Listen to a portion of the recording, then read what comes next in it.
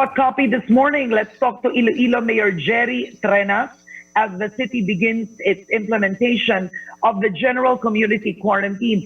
Good morning to you, Mayor. Good morning, Karen. Yesterday, Secretary Harry Roque, speaking for the IATF, announced that Iloilo City will still be under general community quarantine. So under enhanced community quarantine rather. So we are still on enhanced community quarantine until May 15.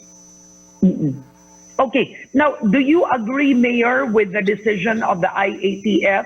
I mean, you were gearing up already for a GCQ. We were gearing up for a GCQ. We were having our exit plan discussed with members of the academe, businessmen, and all the other sectors in society.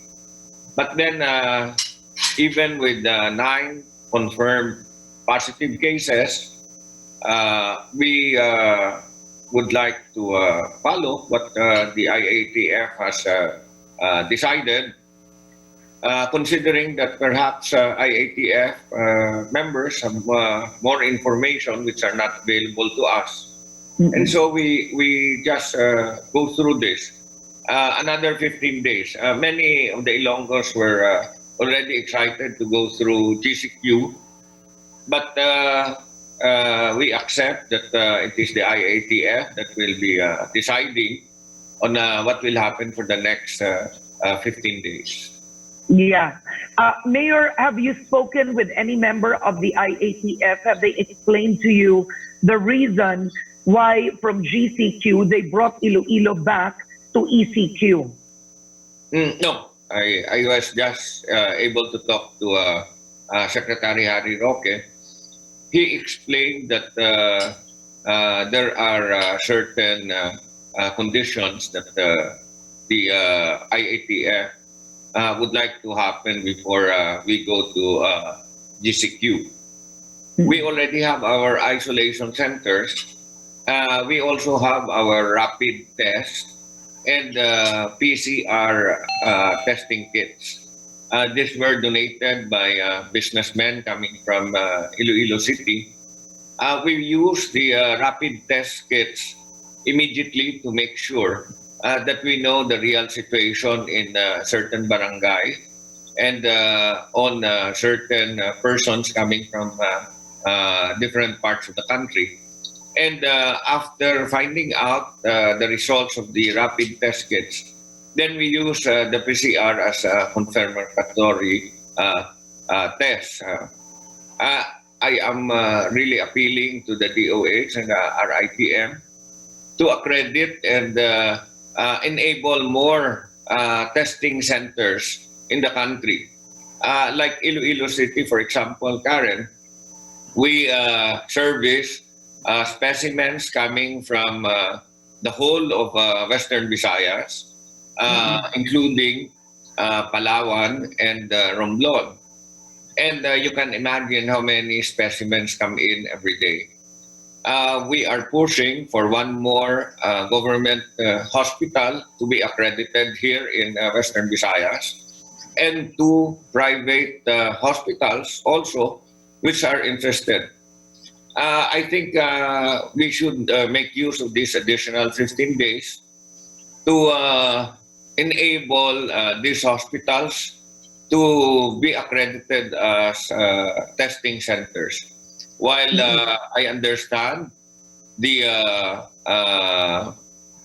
problems and the intricacies on how to get accreditation, I think our ITM and DOH should look at itself as an enabler for additional testing centers and not as a hindrance towards that. As we go to the new normal, I think it is a must that we must have the capacity to test and test some more. Okay, Mayor, I'm curious. You said you spoke with Secretary Harry Roque and there were certain conditions needed to move Iloilo City to GCQ.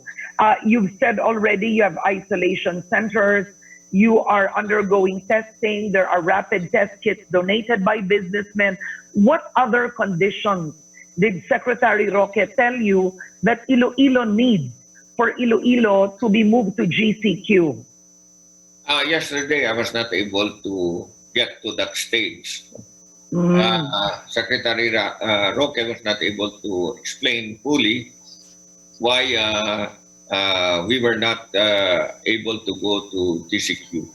But you have to understand also, Karen, while we are terribly excited to go to GCQ, we are also terribly afraid. Because we all know that even if we go to GCQ or ECQ, and even if we do away with the quarantine, the COVID-19 is still there, and we have to face it. And even if the Ilonggos were very excited, I understand that there were apprehensions also for us to go to GCQ. As a matter of fact, during my meeting in the morning with my COVID team, they suggested that even if we go to GCQ, we will have a 10-day period within which we will still enforce restrictions on travel, on the malls, on the businesses that will open, on the number of people who will be able to get out of their houses, so that we can have a gradual shift towards GCQ. The members of the medical profession were very apprehensive, especially because of the second wave that they are talking about. And I understand this apprehension. Okay. I'm curious, Mayor, what are the latest numbers in Iloilo City? You told me earlier 9 deaths from Iloilo City with COVID. Tama po ba yun, Mayor? We have 9 positive cases. 9 positive, okay. With 1 death. 1 death. Okay, because when you really look at the numbers, I mean, in proportion to the population in Iloilo, talagang napakaliit po kahit nung bilang ng positive. Yes, but as I have said, we bow to the wishes of the IATF. While we know that the numbers are low, very low, we respect the decision of the IATF. We will always abide by their decision. At the same time, we will always try to make sure. You know, Karen, it was very timely that businessmen donated rapid test kits and PCR testing kits. And we were able to make use of them.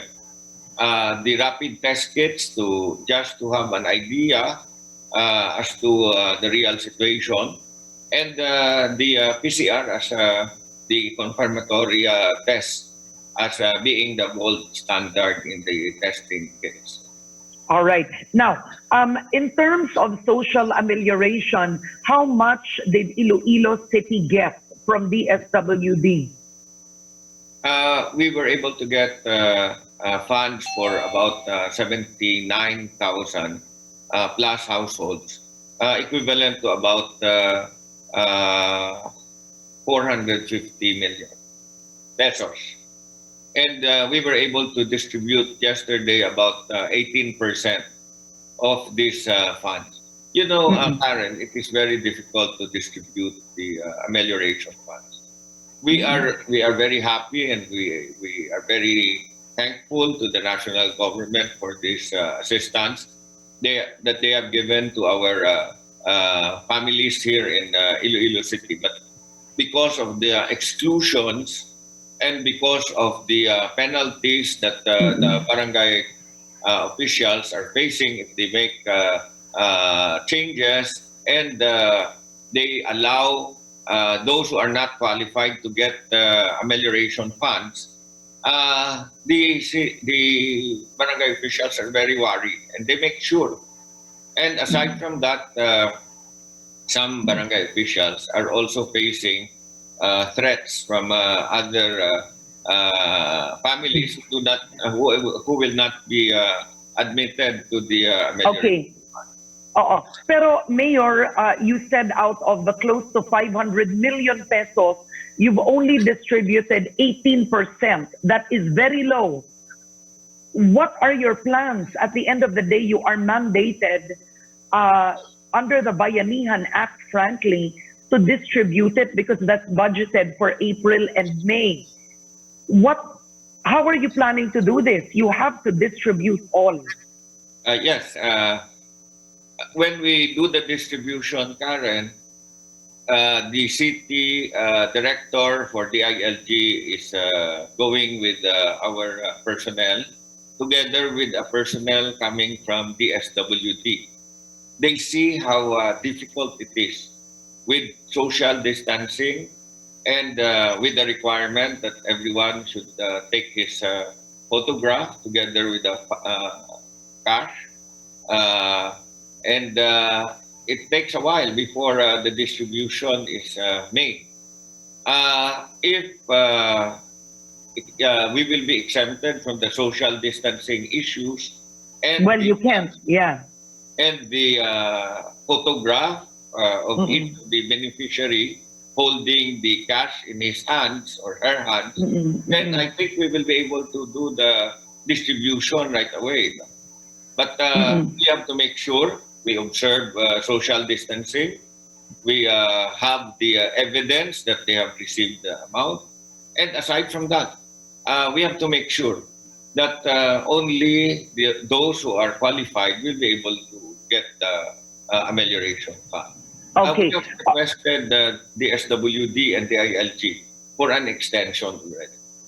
Okay. All right. Now, another question, sir, is Bayan Muna Iloilo City leader, Jerry Porquia. Are you familiar with this? He was apparently killed inside his home.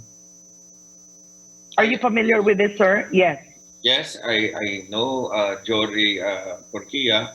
I have been in politics since 1986. He has been very active in Bayan Muna. Oo. So, may initial report na po ba? Do you have suspects? Because the report says it's 8 gunshot wounds and 2 men wearing face masks entered his house. I have talked already to the PNP city director, and he told me that the investigation is already being made. It happened very early in the morning, and I think they're looking for witnesses so that they will be able to move on with their investigation. I see. All right. Well, I want to thank you so much, Mayor Treñas, for your time this morning. Good luck and take care of all the constituents in Iloilo. Sana po hindi na lumaki pa ang numero po ninyo, sir.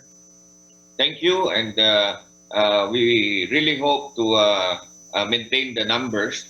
But just the same, Iloilo is moving forward as one because all the Ilonggos are helping each other. And I think this pandemic has shown that Ilonggos are moving forward as one because they know that they will be able to help each other. Thank you. All right. On that note, thank you so much, Mayor Treñas.